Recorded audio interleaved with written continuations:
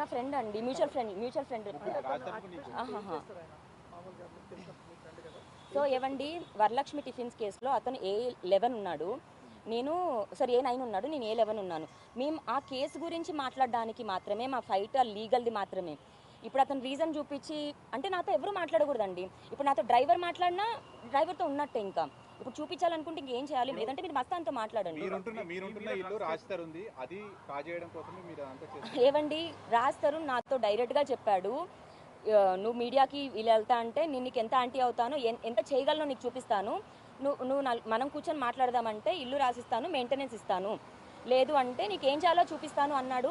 నేను ఇల్లు కోసమో డబ్బుల కోసమో అయితే మరి సైలెంట్గా చేసి ఇక్కడ ఈ పొజిషన్లో నుంచిన దాన్ని అయితే కాదు. అదే అండి,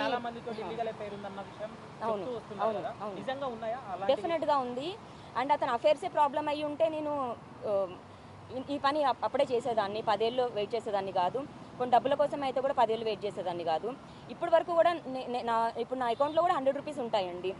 అతను నాకు ఇచ్చే మనీ ఇంటి ఎక్స్పెన్సెస్ అండ్ సర్వైవల్ కోసం మాత్రమే.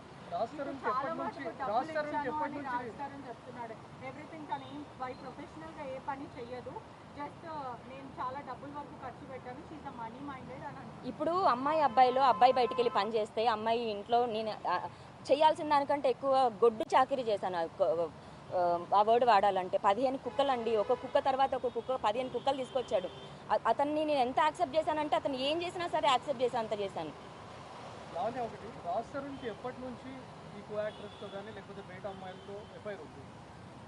సో టు బీ హానెస్ట్ అంటే నాకు ఇంత జరిగాక నా లైఫే రోడ్డుని పడ్డాక నేను ఏది దాచుకోదలుచుకోలేదు. లవర్ సినిమా నుంచి స్టార్ట్ అయిందండి, 2017-18 అనుకుంటా. ఇంకా అప్పుడే మాకు గొడవలు. అవును ఏవండి, ఖండించడమే. అదే నేను అతన్ని ప్రేమించి తప్పు చేశాను కదా.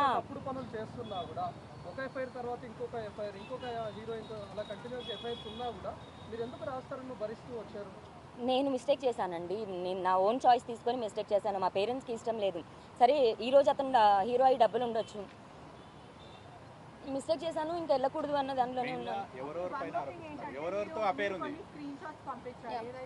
మే 11th నుంచి 10th నుంచి 12th వరకు వాళ్ళిద్దరు ఒకటే హోటల్లో ఉన్నారు. దానికి మాల్వి మనతో ఒక కమెంట్ చేసింది, నేను అప్పుడు చెన్నైలో ఉన్నాను అని, మీరు షూటింగ్ చేస్తున్నాను అని. మరి చెన్నై పార్క్ స్క్రీన్ షాట్ మీరు మీడియాలో రిలీజ్ చేశారు, దానికి మీకు ఇంకేమైనా ఆధారాలు ఉన్నాయా మీ దగ్గర? అలా ఒక్క రోజువి కాదండి, 1 year నుంచి ఉన్నాయి నా దగ్గర. ఒక్కసారి మీరు ఒక కాల్ చేసి అడగొచ్చు కదా ప్లీజ్, హోటల్ కి చేయండి ప్లీజ్, ఇక్కడ నుంచి ఒక కాల్ చేయండి. నాకు కన్ఫర్మేషన్ ఉండి చెప్పిన పేర్లు అండి, కానీ మరి మళ్ళీ ఇప్పుడు ఇందులో వాళ్ళ పేర్లు చెప్పానని మళ్ళీ వాళ్ళు ఇంకో కేసు వేస్తారో మరి ఏమో నాకు తెలియదు. మీకు తెలిసిన మీరు చెప్పండి, ఎస్ ఆర్ నో నేను చెప్తాను. మాల్వి మల్హోత్రా మీరు ఎట్లయితే వార్నింగ్ ఇచ్చారో అదే విధంగా గతంలో ఎవరికైనా ఇల్లీగల్ ఎఫైర్ ఉన్న సమయంలో వాళ్ళకి మీరు ఇలాగే కాల్ చేసి అంటే చాలా మందికి నేను ఉన్నానని తెలియదు కదండి. ఇప్పుడు నేను ఉన్నానని తెలిస్తే అంటే సాటి ఆడదైతే తెలిసైతే రాకూడదు కదా. ఒకవేళ నేను లేనని తెలిసి వస్తారేమో అన్న దగ్గర, లేదా ఇంటెన్స్ అవుతుంది అన్న దగ్గర నేను ఖచ్చితంగా చేసి చెప్పేదాన్నండి. లవర్ విధి అని చెప్పానండి, అండ్ ఆ అమ్మాయికి నేను చెప్పాను వద్దు అని. She stop. ఒక 6 months 1 year మాట్లాడుకున్నట్టున్నారు, అండ్ దెన్ షీ స్టాప్. దాని తర్వాత ఇద్దరు లోకం ఒకటే సినిమా అమ్మాయితో, అండ్ అదే పేర్లు గుర్తు రావట్లేదు నాకు. వాళ్ళందరూ స్టాప్ అయ్యారు, and she is the only one నాకు రిటర్న్ ఛాలెంజ్ చేసి జైలుకి పంపిస్తాను అని అనింది, దూరం చేస్తాను అనింది, ఆ 2 జరిగాయి, చంపుతాను అని కూడా అనింది. నాకు 3వది అదే, నాకు భయం వేసి వస్తున్నానండి, నాకు నిజంగా హెల్ప్ లేదు.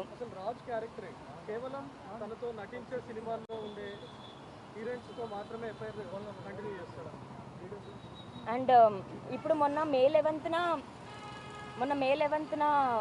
మరి లేరు అని చెప్పారు. Last month Raj Tarun and Malvi Chennai hotel green park.